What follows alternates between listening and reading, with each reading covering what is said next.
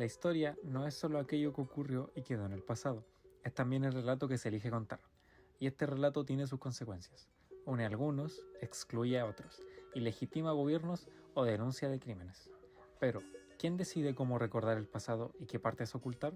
Para abordar esta pregunta fundamental, vamos a profundizar los párrafos del Manifiesto de Historiadores, texto chileno de 1999, relacionándolo con las ideas de tres autores que han trabajado con la interpretación de la historia y sus múltiples problemas: Enrique Flores Cano, Enzo Traverso y Mario Carretero. En 1998, el dictador Augusto Pinochet, quien se encontraba detenido en Londres, publicó su infame Carta a los Chilenos. En ella, llamó a su régimen una gesta, hazaña o epopeya nacional, justificando el golpe como una reacción necesaria frente a la siniestra ideología marxista. A un mes de publicada esta carta, 11 historiadores chilenos respondieron con un manifiesto. Su denuncia, central y clara. Sectores poderosos, con acceso monopólico a los medios, estaban manipulando la verdad histórica para legitimar lo ilegitimable. El manifiesto sostiene que la crisis de 1973 no fue solamente la culpa de la Unidad Popular, sino de un largo proceso estructural de larga duración, décadas de exclusión social, gobiernos oligárquicos ineficientes y violencia patronal recurrente. Además, no podemos olvidar la crítica a Gonzalo Vial, historiador conservador, por su reducido análisis del periodo 1964 a 1973 y silenciar el terrorismo del Estado posterior. El manifiesto responde punto por punto, pero no solo critica al dictador, también apunta a este historiador profesional, que en esos meses publica fascículo de historia en el diario La Segunda. Ahora, ¿por qué Vial es clave? Porque no era un comentarista cualquiera. En 1971 cofundó la revista ¿Qué pasa?, que hizo campaña contra Allende. El 11 de septiembre de 1973, esta revista salió celebrando el golpe con un final wagneriano. Luego, durante la dictadura, fue uno de los redactores del Libro Blanco, el documento oficial que justificó el golpe y negó las violaciones a los derechos humanos. El manifiesto denuncia que los fascículos de Vial solo cubren el periodo de 1964 a 1973 y omiten por completo el terrorismo de Estado posterior. Su relato explica el golpe como una necesidad frente al caos, pero nunca habla de los centros de tortura, los fusilamientos o los desaparecidos.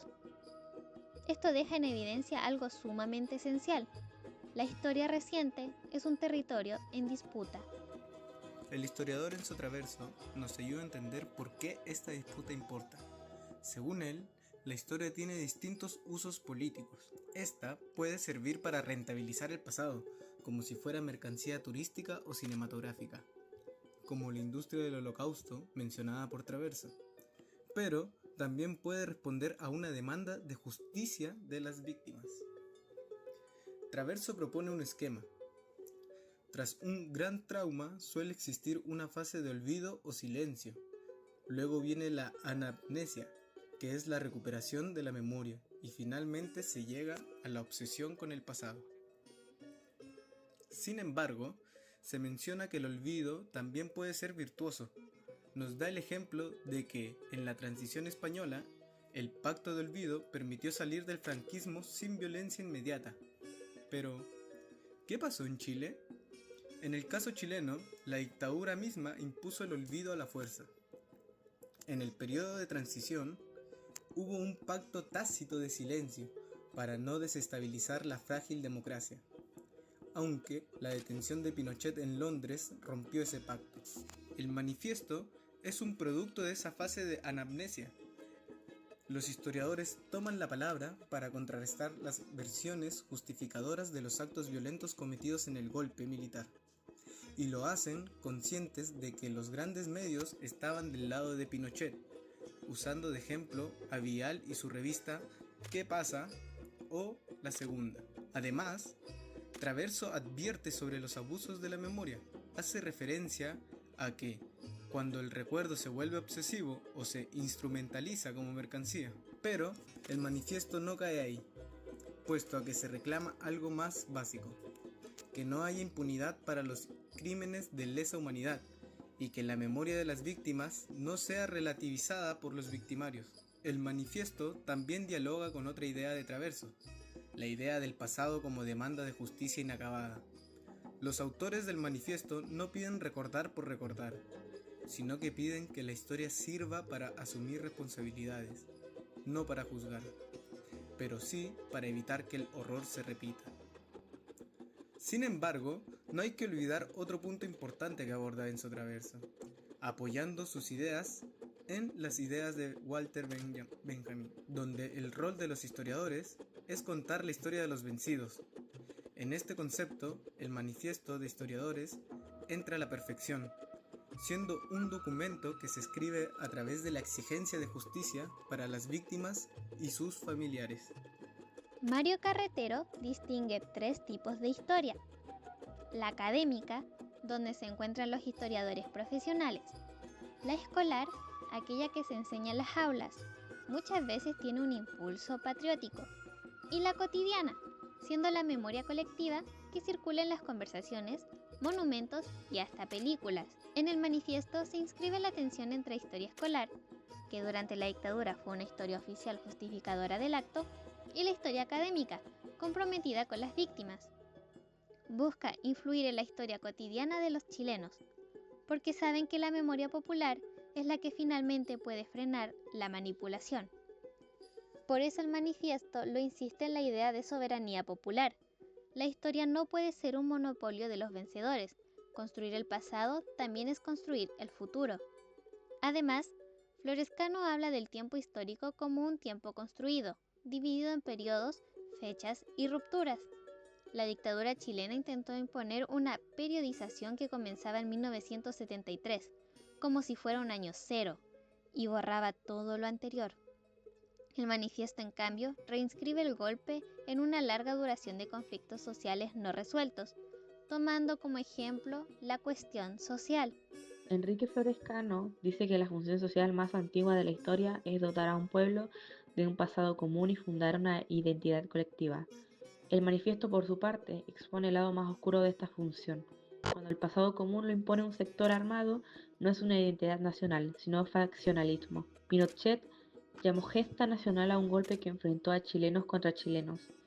El manifiesto responde a una verdadera gesta que requiere la participación de todo un pueblo, no de una facción armada, como decía Biel en sus fascículos.